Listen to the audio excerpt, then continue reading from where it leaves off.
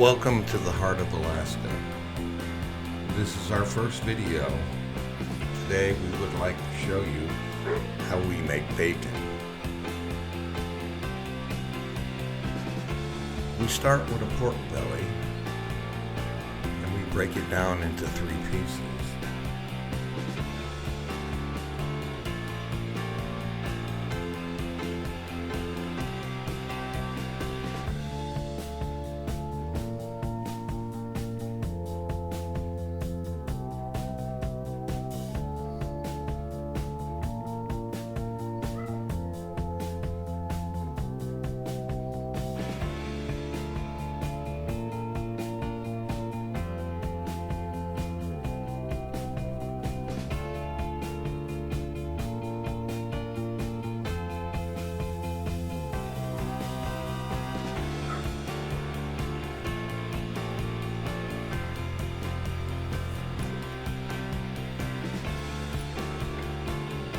So now I will weigh out each piece so that I know exactly how much they weigh so I can do my formulations for the cure.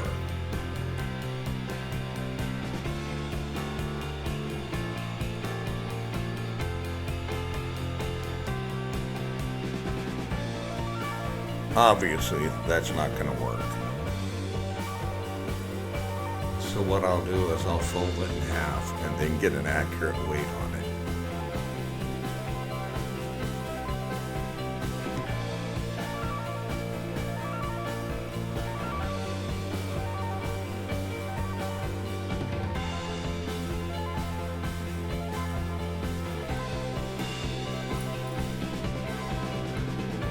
So once I have each piece is weighed, now I can go get my notebook and calculator.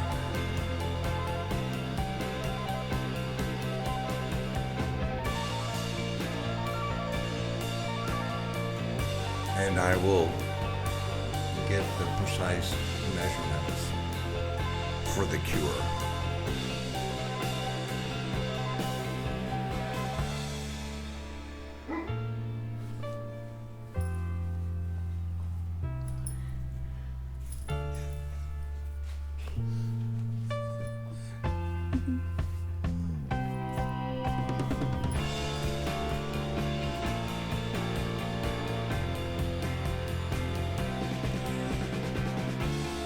I have a notebook, and every time I do a cure for any kind of meat, I write it down so that I know exactly what everything is.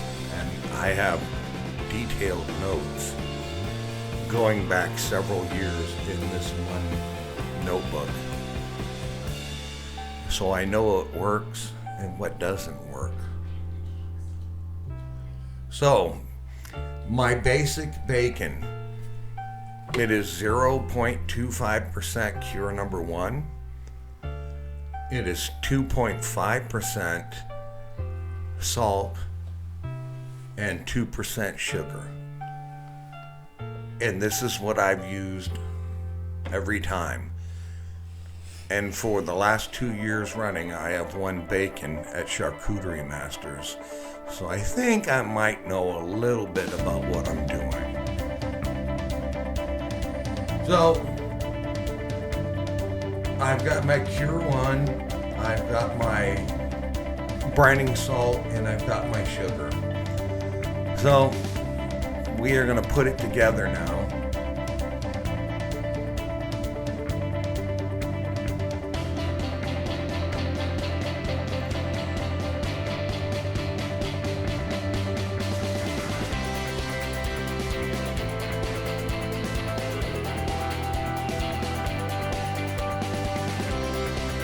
You know, you hear everybody talk about pink salt.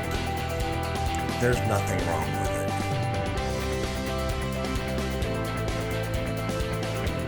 it. There is less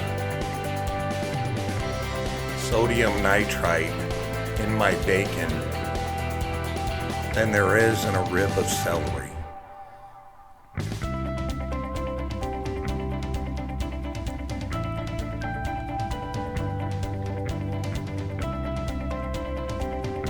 but we will measure it out, and it's all by weights and all by grams. So how I do this is I take the weight of the bacon in grams, and then I do my formulations in grams. Who'd have thunk that somebody that hated math in high school uses math every day to make stuff? So what I'll do is I'll put it in on one side, half of it, and I'll rub the meat down. And then I'll flip it over and we'll put the rest on the other side.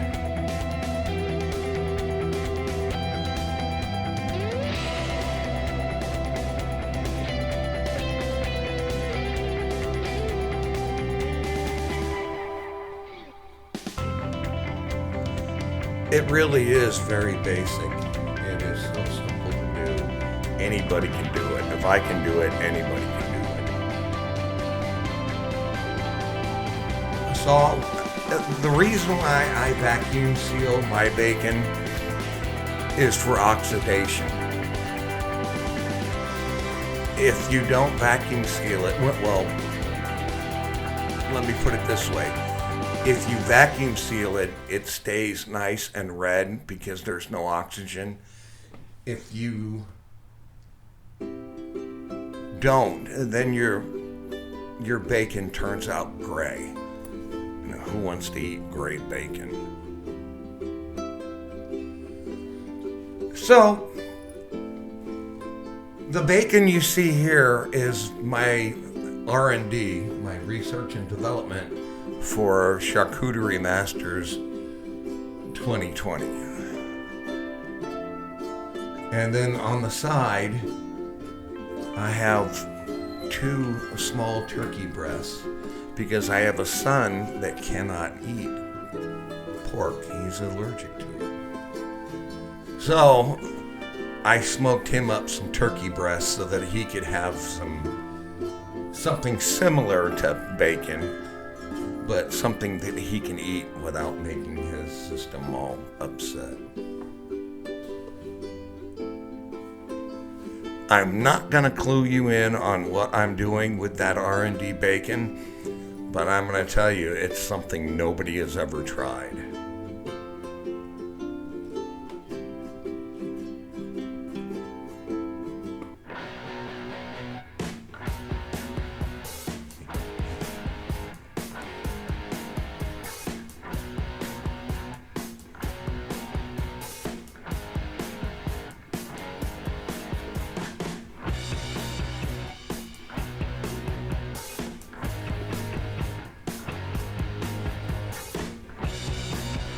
So, while I was doing my bacon, I had to do that for my son.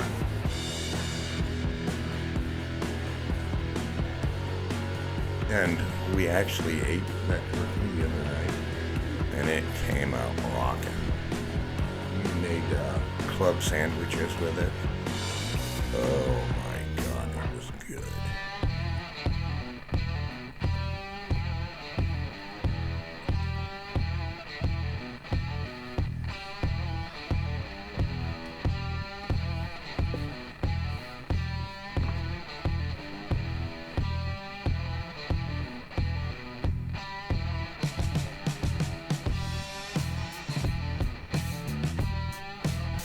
So, next, we're going to be heading out to the smoker.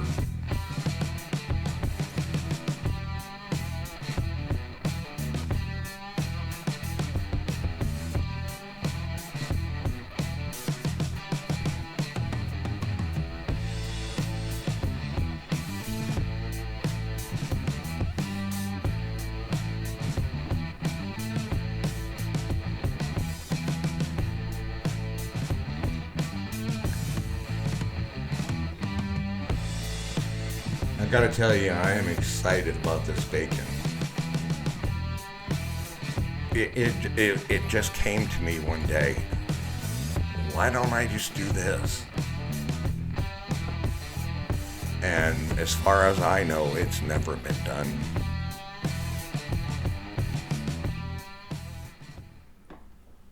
So we're off to the Oklahoma Joe.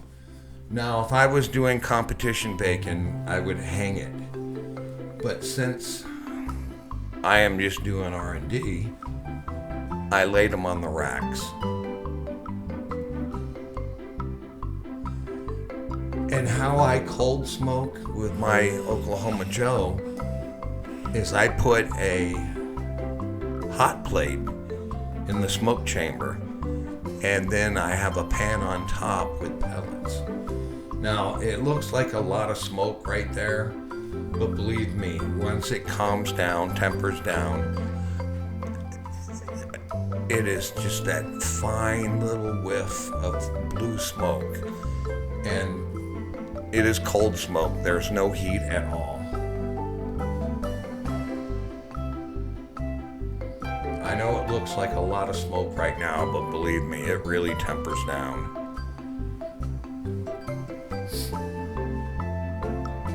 But using a hot plate with a pan and pellets really... 2 years in a row I won Charcuterie Masters for bacon, and this is how I've done it. The only thing that's different is I hung those, which I have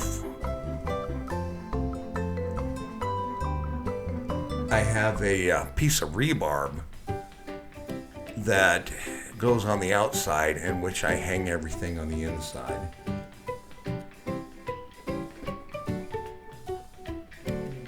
But this is how I cold smoke bacon. Now, I did 2 days on this bacon, each of them 12 hours in cold smoke. I used a mixture of apple, wood, and hickory. So I'm kind of hoping that I get the desired results.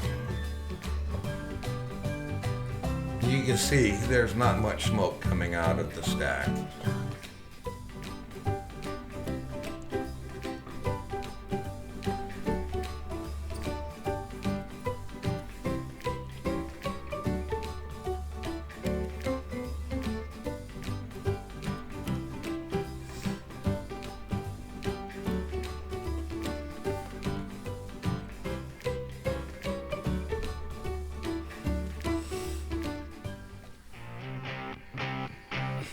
Alright, well, I'm taking them off after the first 12 hours.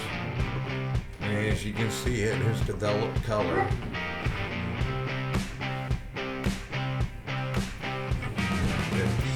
That turkey looks pretty good. They were really tiny turkey breasts. They were almost chicken size.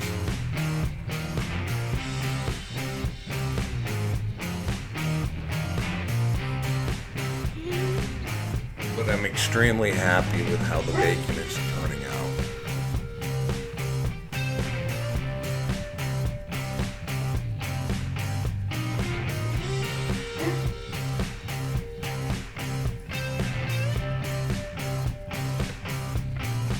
So they come out of the smoker and they'll sit in the fridge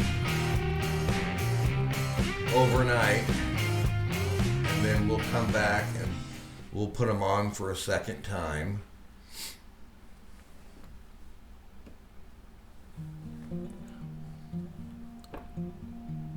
And it's a real gentle smoke.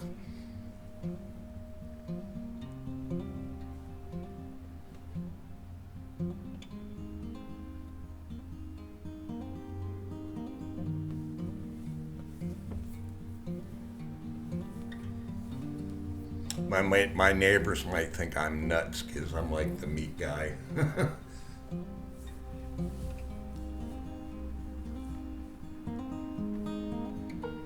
But we'll get it on again and it'll go another 12 hours. As you can see, there's obviously chili flakes on this one.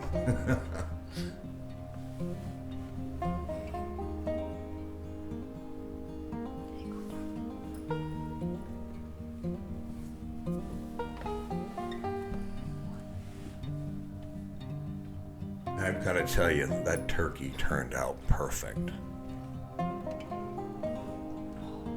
It had a nice smoky flavor and it was perfect sliced up.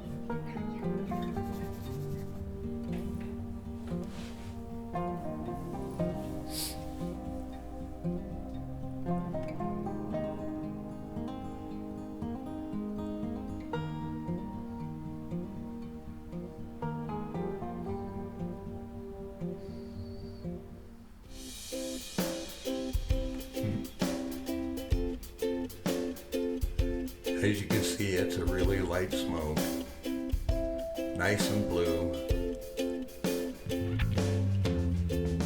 And when we were getting it out, it was raining. That's why you see the water dripping.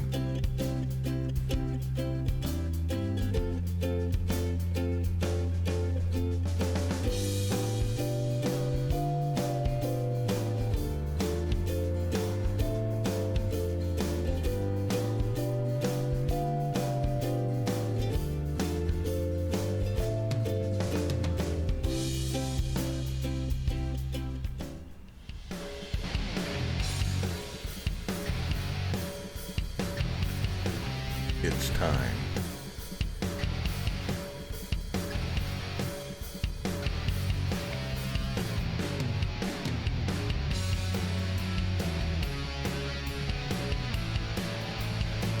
We're going to pull it off and then we're going to put it in the fridge and we're going to let it age for several days before we even think about slicing it.